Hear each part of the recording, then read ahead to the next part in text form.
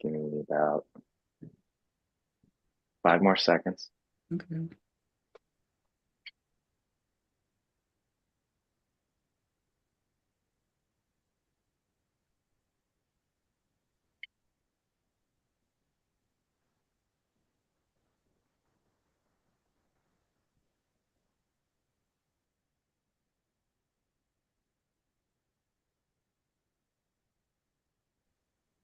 Good evening, everyone, and welcome to Witness to History this Sunday evening, March 16th, 2025.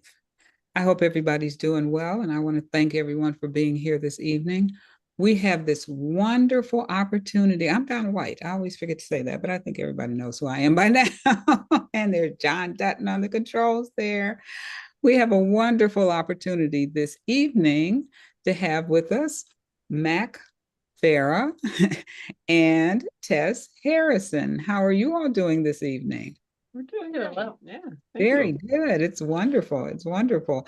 And so, you are relatively new residents of Moreland, but, we'll get into that in a minute. But, I just want to, welcome everybody to daylight savings time. So our days will be a little bit longer, or at least it feels that way into the evening. So we'll get a little bit more sunlight. And, we'll think about the future and whether we're going to be turning our clocks back and forth in the next few years.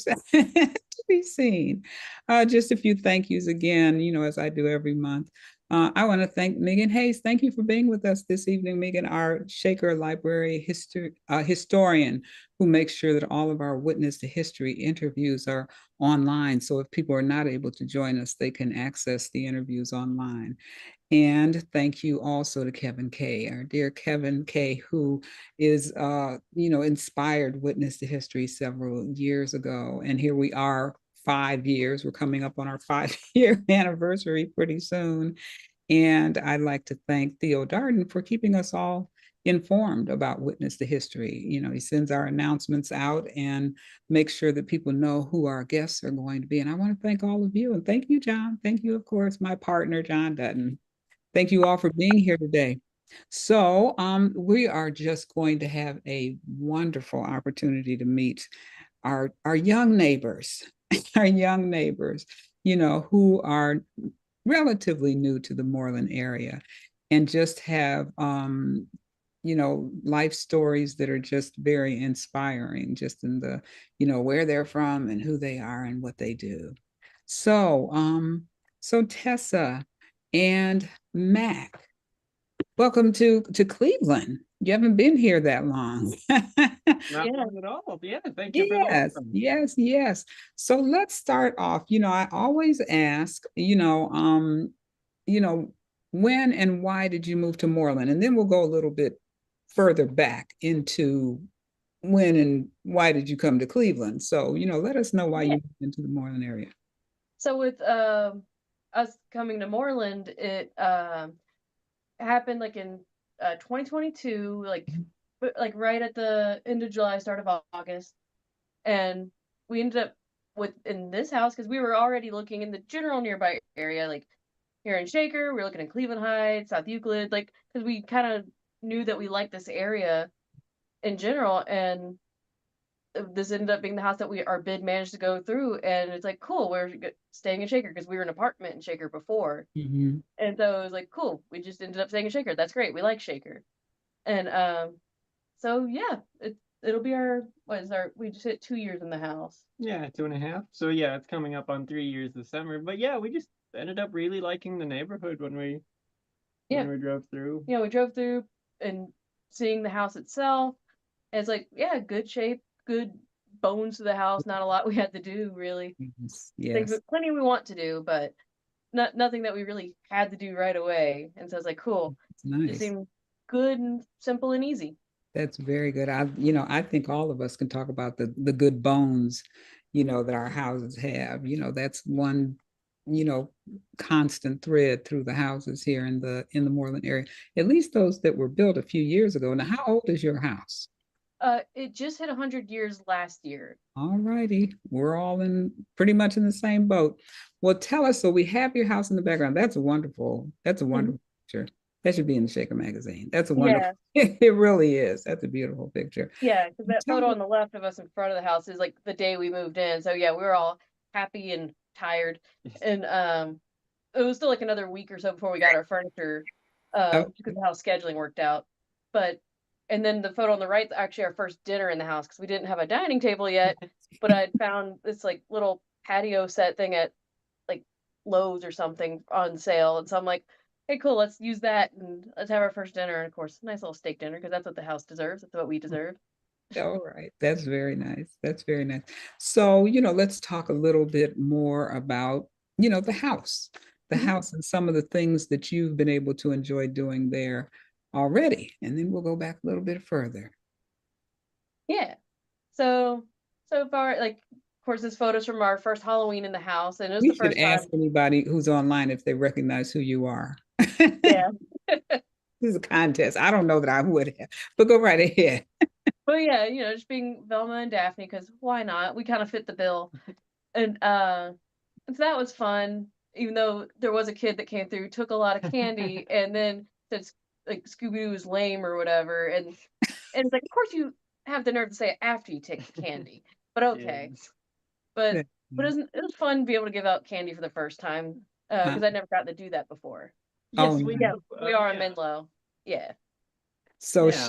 Sharon Curry, is this Sharon Curry?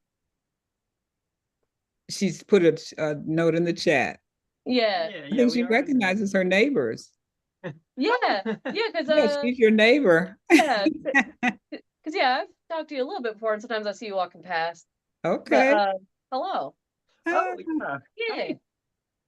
She says, welcome, welcome. Yes, you all are neighbors. We're all neighbors, but you all are closer neighbors because you're on the Yeah. same street. You're on the same street.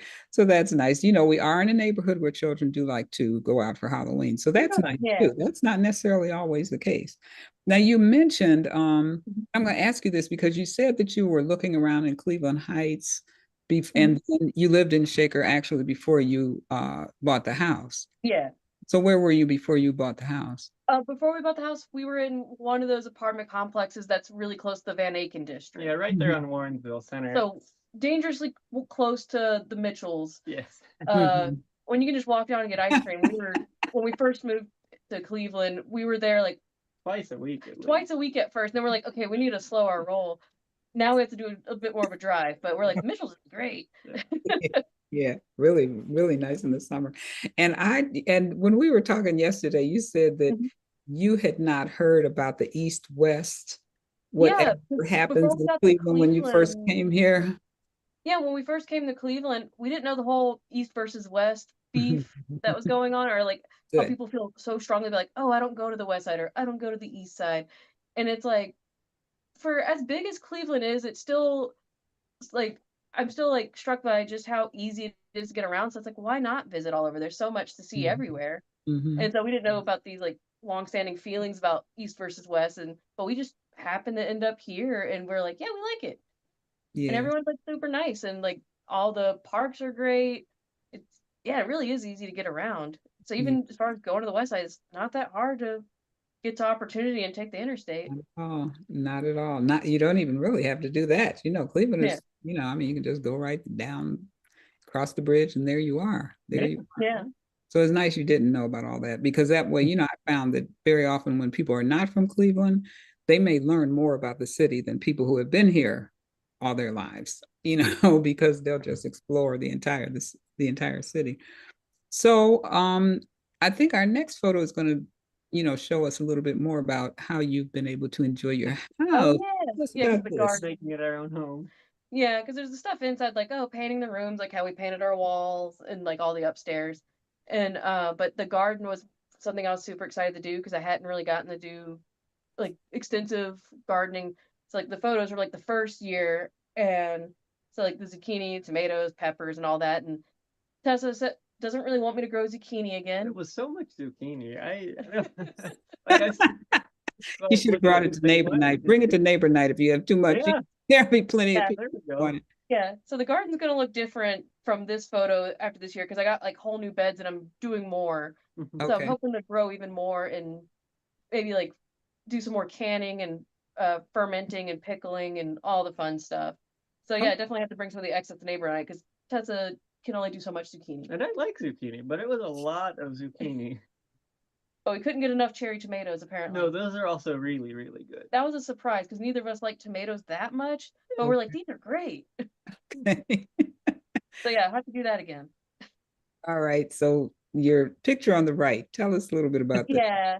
So that's the cat we had. He passed away last year, unfortunately, but that first zucchini I didn't notice was growing until suddenly I looked down and saw it. And I'm like, oh, it's as big as this cat. And for scale context, He's a really big cat. yeah, he Like- was like Hmm. 14, 15 pounds. He was Yeah, he's ginormous. Yeah.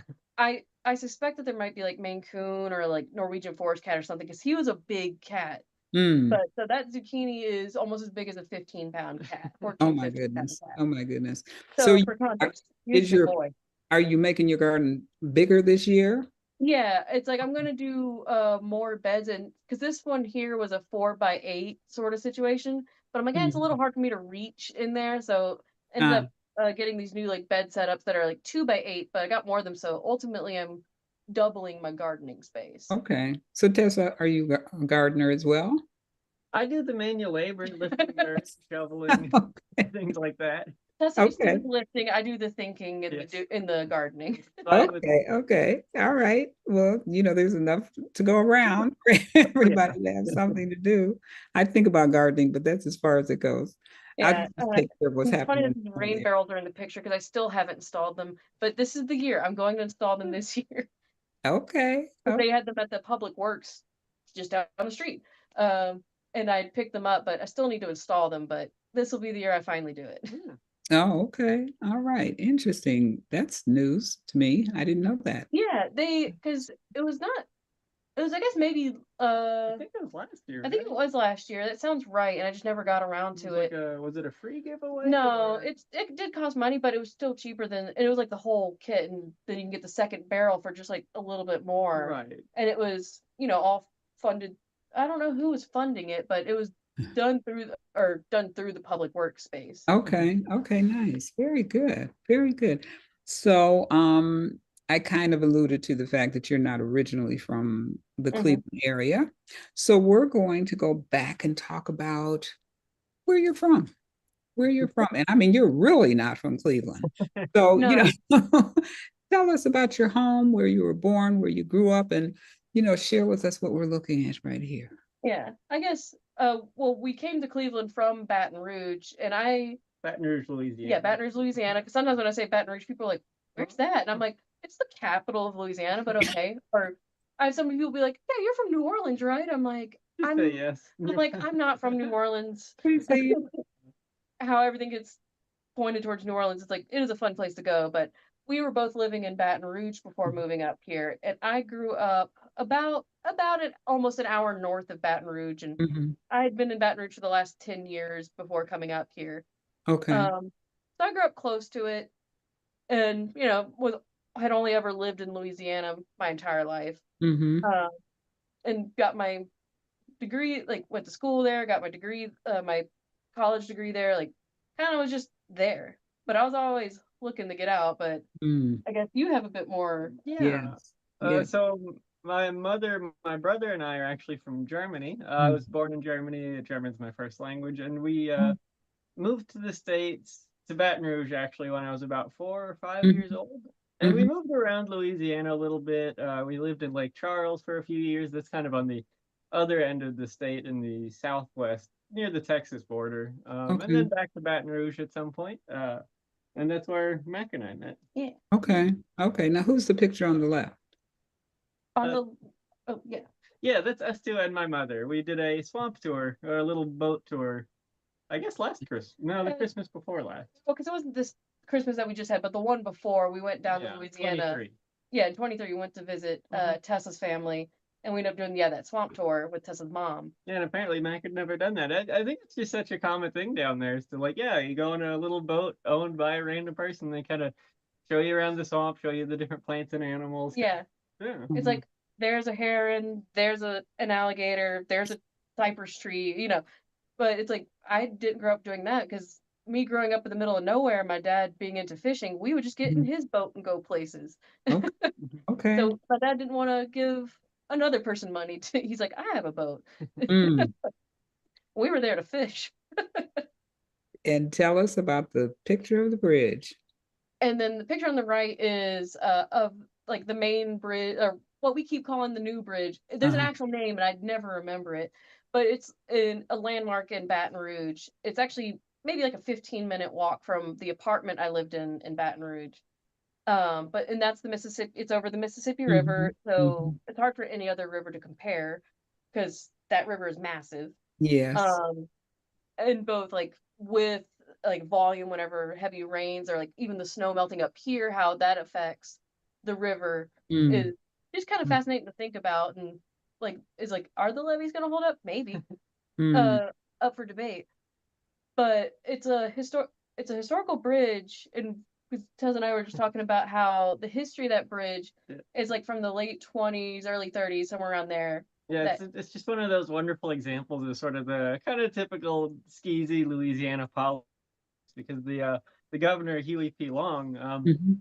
he had the bridge built essentially just low enough that ocean-going ships wouldn't be able to cross underneath it to bring cargo upriver. So Mm, everything there has to be unloaded from ships on one side of the bridge and then loaded onto other mm. smaller river-going ships on the other side of the bridge, which is of course a lot of money Yeah. for the state.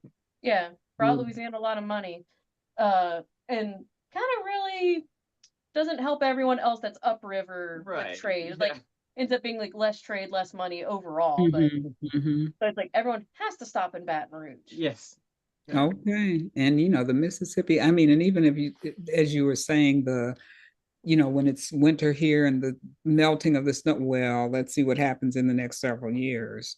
Yeah. Yeah, Yeah. Everything's changing. We know just this past weekend, there were just, Yeah. storms, just horrible storms, Hmm. yeah, anticipate. But, one of the things that we talked about, you and John and I talked about yesterday was the weather. Talk a little yeah, bit about the weather there in Louisiana. yeah, It's different. It's very different from here. It's a subtropical climate, so you don't have like four discrete seasons the way you do here. You basically got winter down there is your dry season, and everything else is your wet season or your rainy season. So during most of the year, especially in the summer, you get like a thunderstorm pretty much every day in the afternoon, and it's 100% humidity all the time. So after that rain comes through and passes on, you have the sunlight just sort of baking all the water, and you can just see Mm. steam rising off the ground. yeah. It's really sticky It's like and I'm just in a damp. little steam basket, like Yeah. cooking here. Yeah. Like just walking, you can be freshly showered, but you'll go from your house to your car and you'll be covered in sweat Mm. already. And it's like, this is Wow. gross. And it doesn't go anywhere since it's already 100% humidity. It doesn't, the sweat doesn't evaporate. It's just, Yeah, it's not, It's wet. but it's it's like great very, for like you don't have dry skin in Louisiana. yeah, you don't have to moisturize the way you do up here. Yeah, up here I'm like since dealing with winter and like the salt, it's like, cool, my sinuses are worse, like Mm. more clacking around my nails, and Mhm. I'm like, I didn't Absolutely. have to deal with this down there. Mhm. The trade-off, I guess, Yes. to not dying in 100 Yeah, to plus degree weather. not be Right, right. sticky all the time. Yeah. So what brought you to Cleveland? It's my fault. Okay. Because it's because of me. All right. But so, like I mentioned before, I got my degree in Baton Rouge at LSU, Louisiana State University. I'd gotten my degree in painting, and for years I was kind of trying to figure out, like, because my original plan of what I wanted to do just didn't really fit. And then I just kind of year for years were like, what am I doing? What do I want to do? And then I kind of hit upon the idea of, oh, what if I go to school for library science? What if I go to get a graduate degree? And the program at Kent State seemed Mhm. interesting because they had the concentration in museum studies within their library science Mhm. program. Yeah, And I'm 'cause like, oh, I could do something that's relevant to my background. And hey, I'm like, hey, if the museum studies doesn't work out, then I've only met great librarians, so and like happy librarians. I'm like, that's not a bad backup plan. right, because you're There you go, specifically Megan. looking at like archiving Yeah, paints so I and was intrigued things. because I'm a bit of a nerd with art stuff. Like I'm into studying like archival properties of Mm. like paint and pigments, and so I'm just a huge nerd. And some of the chemistry of that, I'm like, that's all fascinating to me. And I'm like, okay, here's I can apply my previous knowledge and get new knowledge and do something good and helpful for people. Right. And also just fascinating to me. Long story short, trying to work full time and do graduate school just doesn't really work.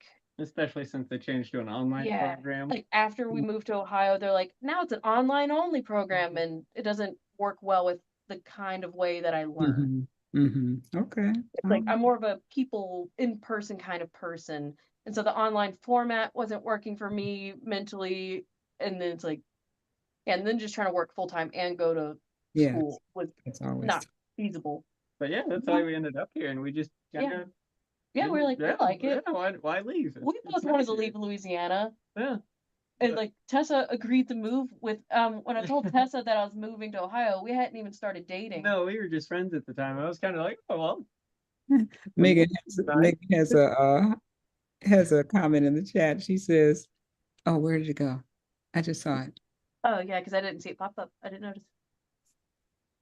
I know. Wait a minute. Where did it go? Say, yay, librarians and archivists." Yeah. Yeah. And but yeah, Tessa had agreed to move. I'm like, oh, maybe you should move with me as a friend. And yeah, there's a whole story with us finally getting together. Yeah. But Tessa agreed to move with me. Then she broke up with her girlfriend. Then we started dating. And so it's just kind of funny how it turned out. Yeah. Well, because we were just friends at the time. Yeah, and Tessa's like, Yeah. oh, and we're like, yeah, we can get like move to the same place so we at least know someone and then get separate places and then we ended up dating. And it's like, of rest course. is history. All righty.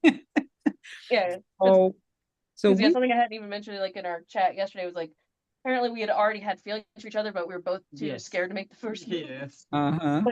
But something Somebody like did. I'm moving across the country kind of forces you to deal with things. Yes, that's quite a commitment there. So our next picture is in Virginia.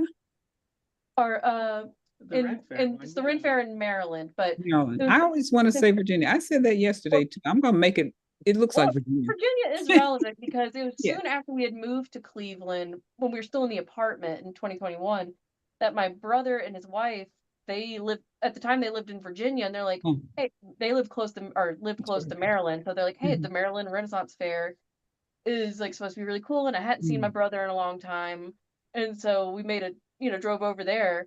I think it is one of the cool things about being where we are. It's easy to get around. Yeah, there's all sorts of really cool places within like a day's drive. Yeah, it's like everything is achievable. It's like, oh, we want to go to Maryland or Chicago or Detroit, Chicago, New York. yes. It's all Well, just I don't know if you knew that Cleveland used to be called the best location in the nation.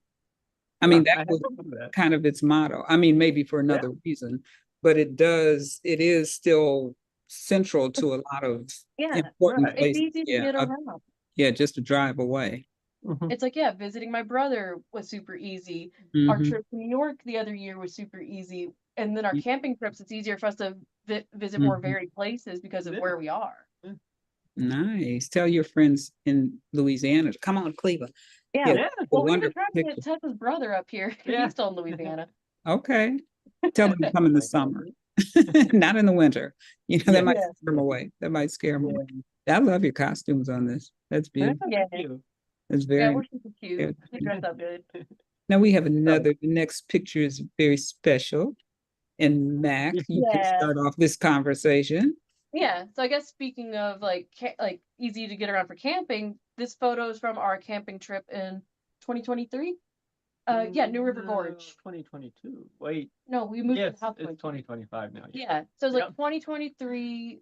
It was for Tessa's birthday weekend actually. We went to the New River Gorge because West Virginia's right there, and we kind of want to see all the national parks. And of course, my first national park ever was the Cuyahoga one. And this was like my second national park to visit. And so we went to the New River Gorge and we'd also visited like Mount Pleasant while we were like on the way. It's like, just seeing all the beautiful landscape of West Virginia. Little touristy things, the Mothman Museum, things like that. And then so we get to the campsite and what Tessa didn't know at the time of this photo is that that's when I was planning to that day was when I was planning to propose. Mm. And Because we wanted to do a lot of hiking, but it ended up being so rainy and just Yeah. kind of like a dreary sort of thing. And so we actually ended up just hanging, because my plan was to put it with my painting supplies. We'd go on a hike, I'd do some painting, and I proposed in a beautiful vista. That was my plan. But it was so rainy that we just ended up hanging out in the tent, and I ended up just doing a little painting of Tessa while she was napping. And it just was really peaceful having the rain fall in the tent. And I just did a little painting of Tessa, and she was asleep. And then as soon as Tessa wakes up enough, she's like, I want to build a fire. and and so there was like a whole deal of it being rainy, even though the wood that the campground was selling was like covered, it still got enough moisture where Tessa, it took like an hour to start the fire. Yeah, it took a while. And I'm sitting there like, oh God, if this fire doesn't get started, I can't propose to Tessa. That would just be too much of a damper. But clearly Tessa succeeded. Yeah. And I'm like, and we just got to hang out around the fire pit. Which is kind of a cute callback, because that was kind of one of the ways we really got to know each other a lot when we were friends. Is during COVID, what we would do is hang out in my backyard with the two of us and some mutual friends around a fire pit, so we could still be sort of like safely distant and outdoors, but not be, cold sitting there. So it was nice. And Yeah. So we were just able to hang out, chat around the fire, have like an adult beverage or two, and just kind of sit and chat like, just like old times. So it felt really nice. And so then when we like went to go to sleep for the night, I'm like, oh yeah, I need to put up my painting stuff. And then I'm like, oh, what's this that's in the way? And when I'm like breaking out, Tessa was a little tipsy. So when I was breaking out her full name, like she's like, why are you breaking out my full government name? Then she realized I was proposing. Yeah. And then I ended up being the one to cry. I thought I was gonna be all stoic and that Tessa was gonna cry. But no, I ended up being the like and so super cute. That's And so did and you I'm take like, yeah, this picture after the proposal? Did you take this picture after the proposal? this is before, because we went to bed like when it was already dark and after Oh, the you fire wanted to make burned sure down. the fire was on though, right? Yeah. Yeah. It's like, so it was like before we went to sleep and it was all dark. And so it just also felt really nice because it was like much more private in that way, really an us moment. And it was very convenient that they're like the other campers, like we happened to be at least 2 spaces away from other campers. So it just felt more private and like, there wasn't like sounds around us so much or anything. So it just felt like a very us moment. Yeah, it was really Now, nice. what was the date of the proposal?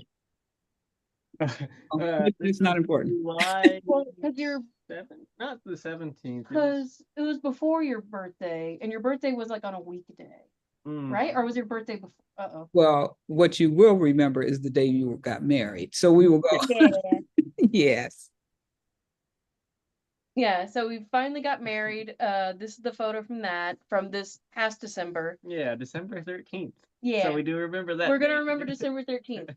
But and that has its own story because it was at the courthouse right there because it's literally right there on Lee. But it was like 10 minutes till we had to be there, and we're like, yeah, we're right here, we can leave 10 minutes before. And it was so cold that day that my car wouldn't start. Yeah, the starter seized up completely. Yeah, it just didn't want to work. But since my car was in the driveway, we couldn't even get to Tessa's car. And so, and like even looking up like Uber and stuff is like, oh, it'd be like 12, 15 minutes before Uber can show up. And it's like, none of this helps us. I'm starting to cry because I'm stressed out, but it's cold enough to keep my face from getting too puffy. And I was all upset, and I'm just like, I just want to marry Tessa. And I end up calling the judge's assistant, the one who helped us like coordinate the times and everything. And I'm like, we're gonna be late. We're actually walking to the courthouse because it'd be just the same amount of time as waiting for an Uber. Yeah. And we were so stressed out. I was like very stressed. And she's like, oh, do you want me to just come pick y'all up? And it's like, yeah. It was really it was very yeah. So shout out to Tina at the at the courthouse. She's fantastic, and she was our savior that day. Yeah. And so she got us there, and even though she was super nice, the judge was super nice, even though we were late. Even the guy who had a hearing after our wedding was like, he was going to be there for not fun reasons, but he's like, congratulations, and it's like, thank you, sir. Good luck with your case. But it was just like so lovely, and even like stress of like the timing and car not starting. I wasn't even worried about my car because ultimately I knew I had Tessa, and that's what mattered. Oh, that's something. That's a day to remember. Yeah. People have Yeah. different memories of their wedding day. That is a good one. That's a good one. You have to write about that. Or you have to Yeah. paint about it. You have to paint about it. You probably already have. Maybe I had thought to do that. Yes. Maybe Yes. do a painting of those poinsettias because they had But yes, so poinsettias at you different all are newlyweds. December. Essentially, you're newlyweds. It was Yeah. 2024. Yeah, it was just a few months ago. Yeah, that was too much good. Time flies. Yes. So speaking of painting, Mm-hmm. you said you have your degree in art. Mm-hmm. So, let's just talk a little bit about your career at Trader Joe's. Yeah. Like I said, got my degree in painting. I graduated from LSU in 2010. And so some of that time I wasn't like doing artwork at Trader Joe's the entire time. But I started at Trader Joe's not terribly long after, like 5 years after graduating.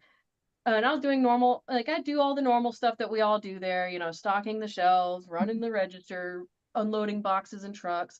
But they're like, "Oh, you can draw." And so I ended up back at the doing art stuff. And so this is a recent example of like one of the bigger projects that I've been a part of.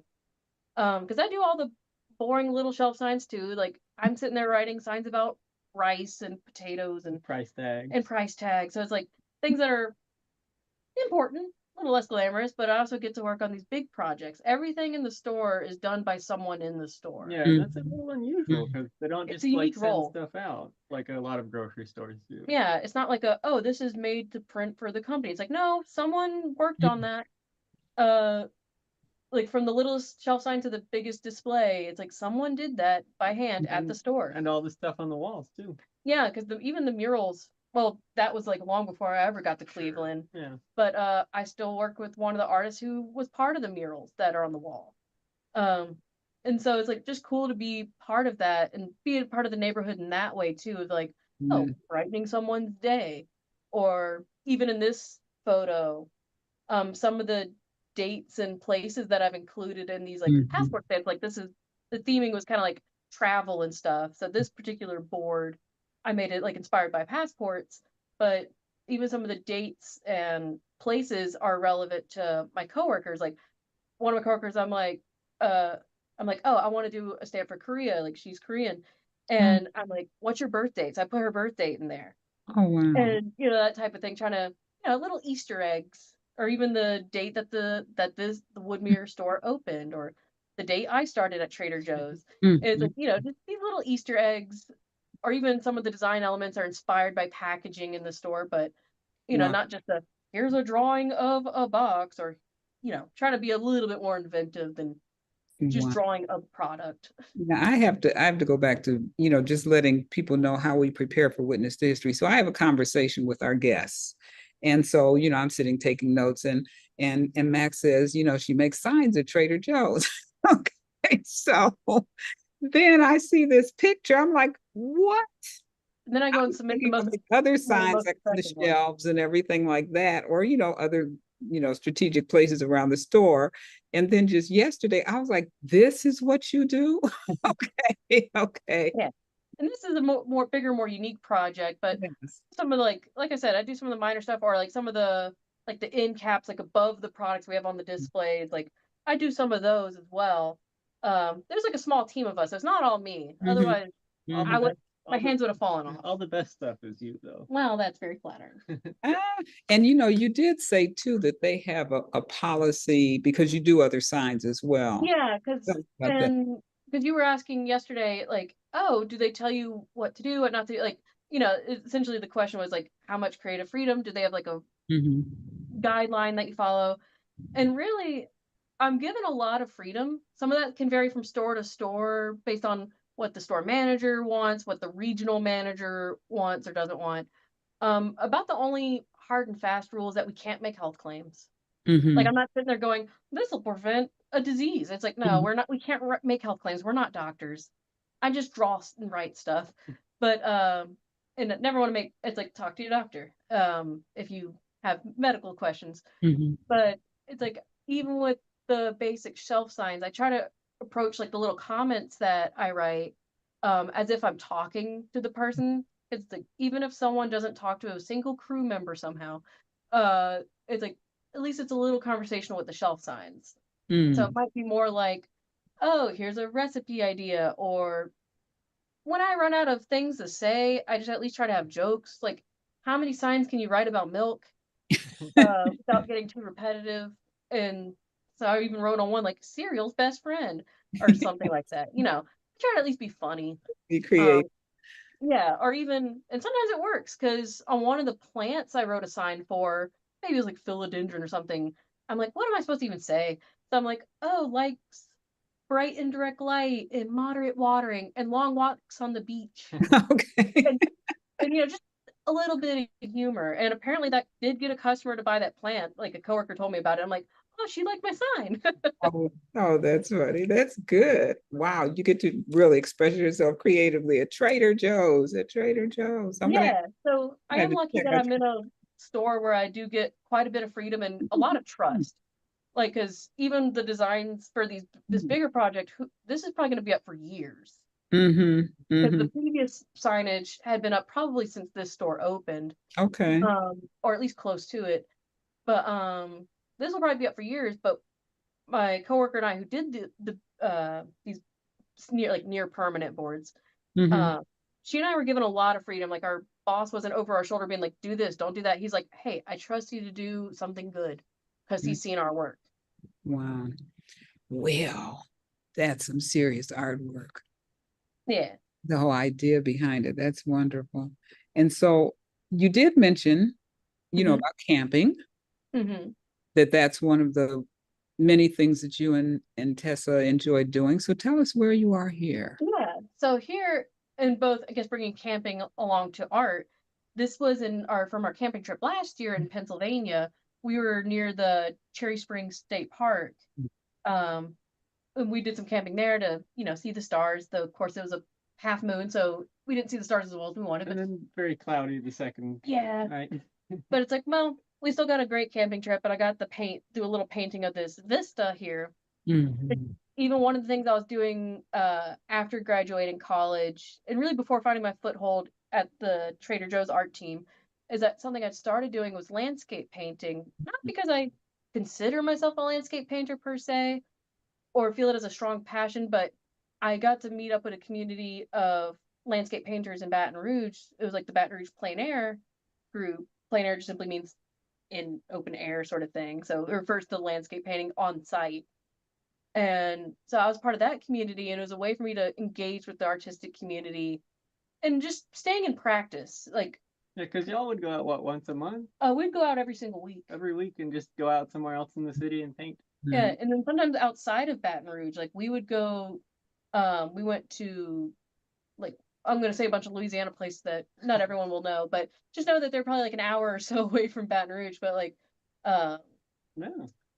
yeah, just so many different places like New Roads, False River, the North Shore of Yeah, Lake very, Pontchartrain. very rural places out in the wilderness as well. Yeah, it's like more rural, sometimes a little bit more urban, but just kind of wherever we could go. Mhm. And but it was good practice and something I still like to do, even though I do less landscape painting now, Mhm. is that when we go camping, I try to do at least one painting. Okay. Okay. Bring something home. Yeah, and So just keep up on my practice, even though I paint landscapes less, but because it's all for me, it's a tool. Everything is a tool for learning. Like I've had so mm, many of my like colleague artists, like some of them are like, Mac, you do too many different things. You do too many different subject matter. You do too many different types of art. And I'm like, I just want to do it all. yes. I just want And to you do everything and can. Why learn everything. not? Why not? I mean, come on now. Whoever, don't listen to them. All righty. Yeah, So they just jealous. yes.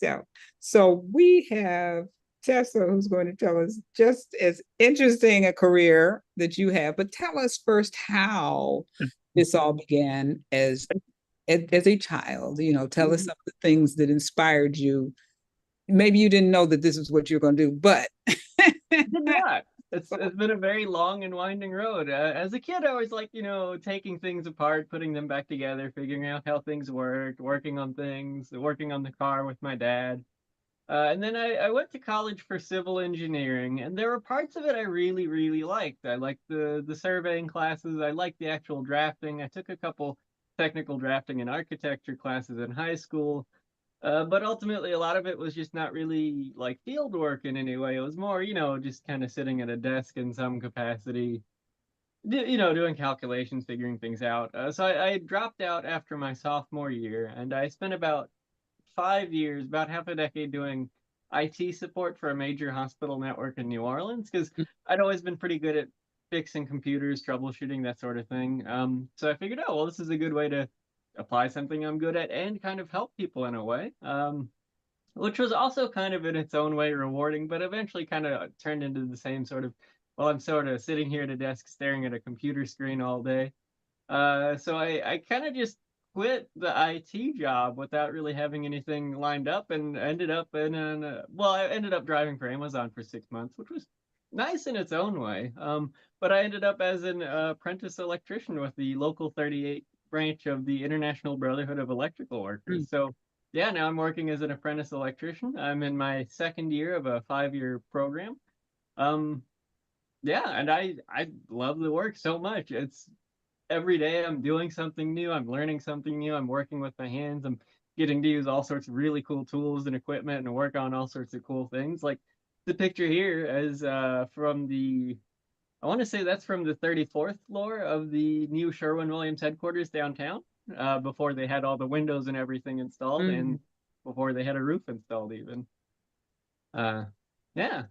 Tell us how competitive this is. You mentioned local Yeah. 38. Yeah, so a union apprenticeship is basically it's a really great way to get, I guess the way they put it is to get into the middle class or to get into the trades in general. Mhm. So I'm in a class of 80 apprentices, and when I applied, that was 2,000 people applied for the apprenticeship. So there's, 80 apprentices is already a bigger class than our locals ever had. So work is, historic. The outlook is really, really strong. There's a lot of work in the future. So they're taking in more apprentices than they ever have, but it's such a competitive program to get into. Yeah, Tessa's really like just so smart and so clever. Like I remember, like, because there's two parts to that whole thing where it's like first there's like a big math test basically, Yeah. and then there's the interview.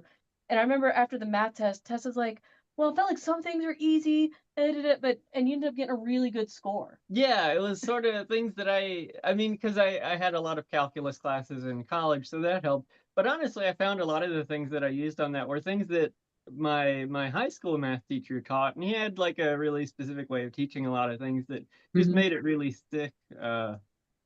But yeah, and then the interview was also kind of scary in its own way because that was like a group interview in the sense that you're being interviewed by like 7 or 8 people, Mhm. various like owners of contractors and union ups and just like various people. So that yeah, you're sitting at a table across from 7 or 8 people, and every time somebody asks you a question, you answer, and then everyone kind of like writes down in front of them, and it's like, oh, Oh, this is no. kind of scary.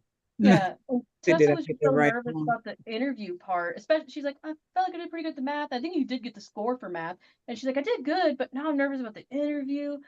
And knowing how competitive it is, because there's that wait list. If you don't are not Mhm. quite up to snuff on something or other, that and there's like a lot of applicants, you can be put on the wait list. But Tessa did so great that she was immediately brought into the program. Mhm. Yeah, yeah. There's sort of like a ranking list of all the best applicants, and so they kind of take them in by basically the scoring, how they did combined on the interview and in the test. Yeah, and So, so they just kind of pretty much brought me right in. so how did you go through this deliberation while you were driving the Amazon truck? Yeah, that's If you were going honestly to a go good into, you question. were going to become an electrician. I mean, what was it that you said to yourself, this is exactly what I want to do? And that's almost hard for me to answer because I don't know what it was that specifically drove me to that. I think I just really like the idea of doing something with my hands, and kind of looking back, there's like a lot of like my mom would often get me these sort of electrical circuit science kits for presents when I was a kid, where you kind of have the different wires and capacitors and things that you can plug in together, and it'll have a guide. Oh, this is how you make a light work, or this is how this works. And yeah, there's just a lot of things like that that I played with or found interesting as a kid, but I never really consciously sort of connected the dots of how much I Mhm. like this sort of work until I almost until after I ended up in the program, it feels like. I never quite made that connection until afterwards. Yeah, okay. So you knew you didn't want to sit behind a computer. Yes. That was for sure. Yeah, I had enough of that. And I still occasionally find myself sitting behind a computer in my own Well, time, but that's more for fun. Uh, yes, yes, yes. but yeah, it's really nice. Like even with the snow and the rain and the wind, there's something really rewarding about working outside.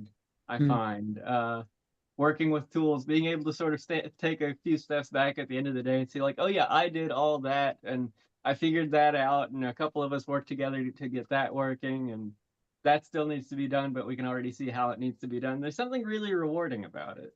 And I feel like as we get older, you're gonna be like, I worked in that building and I Yes. worked that building and that one. Because yeah, now you've been at the Sherwin-Williams headquarters. Yeah. Now you're in Progressive Fields. Yeah, I'm at the baseball stadium. I did a little bit of work at Key Tower and some office renovations there. So I've done a little bit of stuff downtown. So I've still tell us got a some of lot the to go. most tell us some of the most challenging work. And this picture is still, I think you said it's still at Sherwin-Williams. That picture is at Sherwin-Williams. Yes, that's on the 14th floor. Okay, you're not quite as far up there. Okay. No, not quite. That was an interesting assignment there with the rotary hammer that I'm holding, because we basically had to drill a bunch of holes in the floor to bring wires up from the floor underneath. Mm-hmm.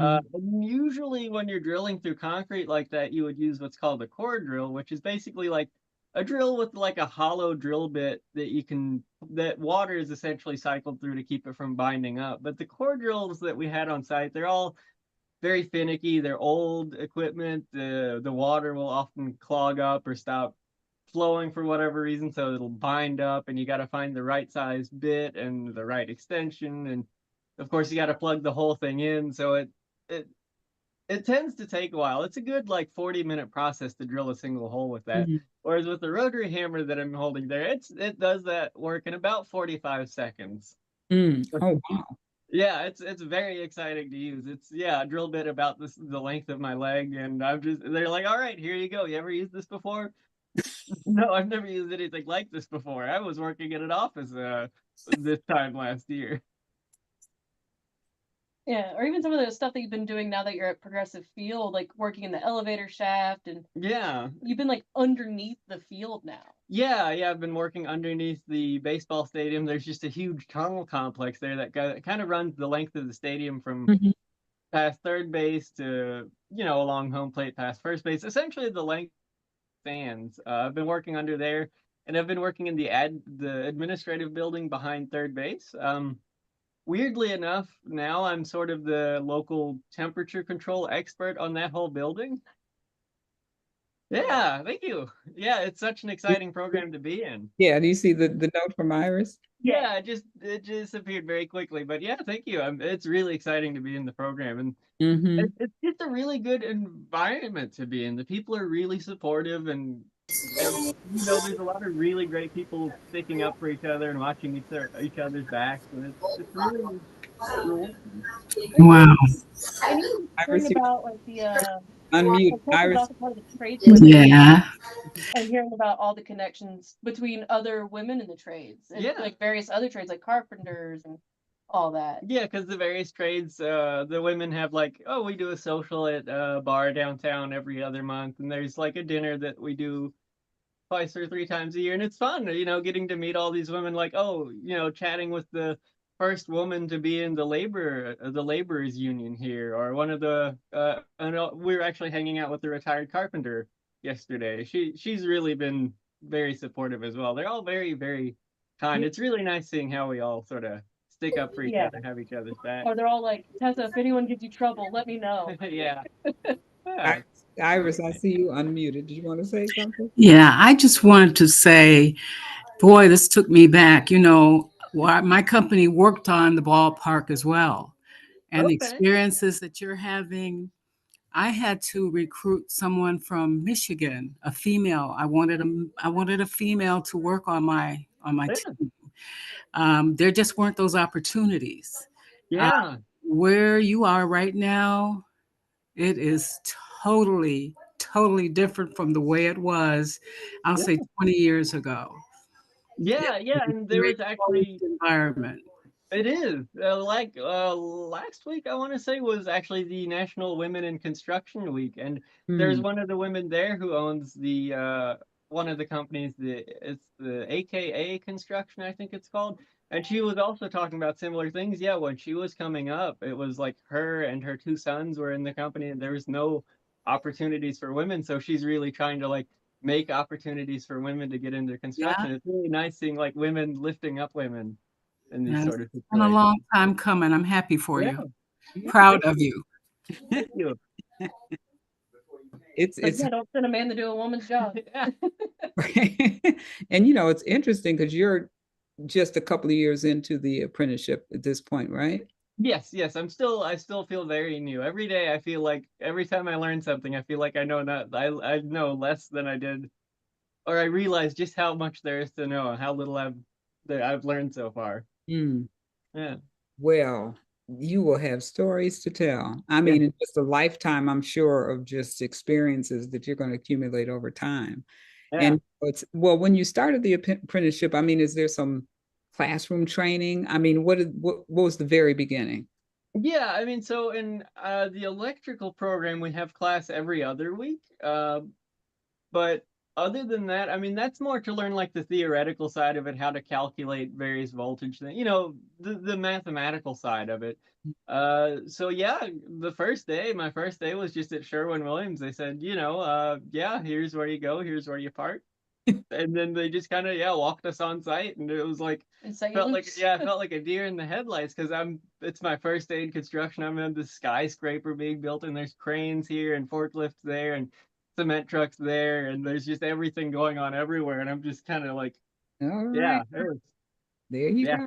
Go you right in there, and that's the way you learn. Have yeah, people who know what they're doing guiding you along the way. yeah, yeah. Wonderful.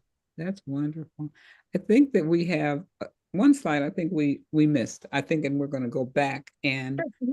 talk about how it is that you have explored the neighborhood and you've Oh explored Right, yeah. yeah, and Oh it's yeah, we did miss that slide. inspiring all of us to go camping, to see parks, to see different But places around that there's aren't too cool far. stuff here too. yeah.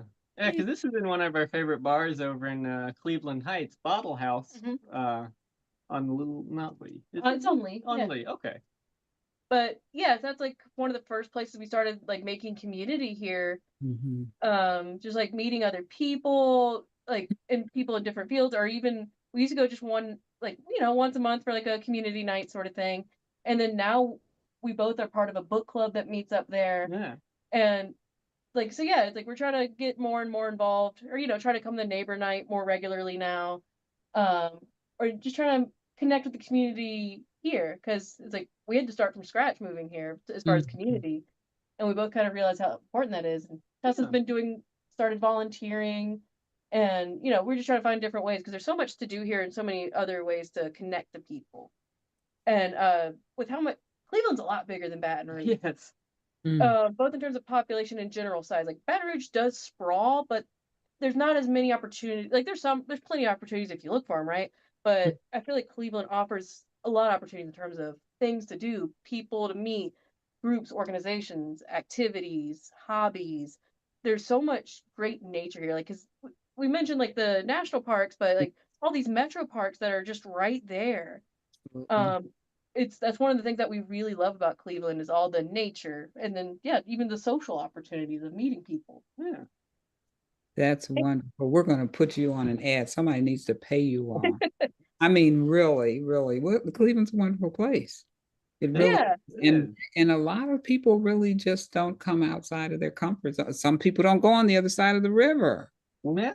I mean, Yeah, it's like literally. it's right there. Like everything, Right. Everything's because like a 20-minute drive away at most. and It that's Exactly. feels like, nothing. yeah. Because with how small Baton Rouge is comparatively, really, if you want to do anything bigger or more exciting, you'd have to go to New Orleans, and New Orleans is like an hour and a half drive from Yeah. Baton Rouge. About 85 miles. So we are used to driving farther for fun, Yeah. Mm. and it's like, oh, it's right there, right next door.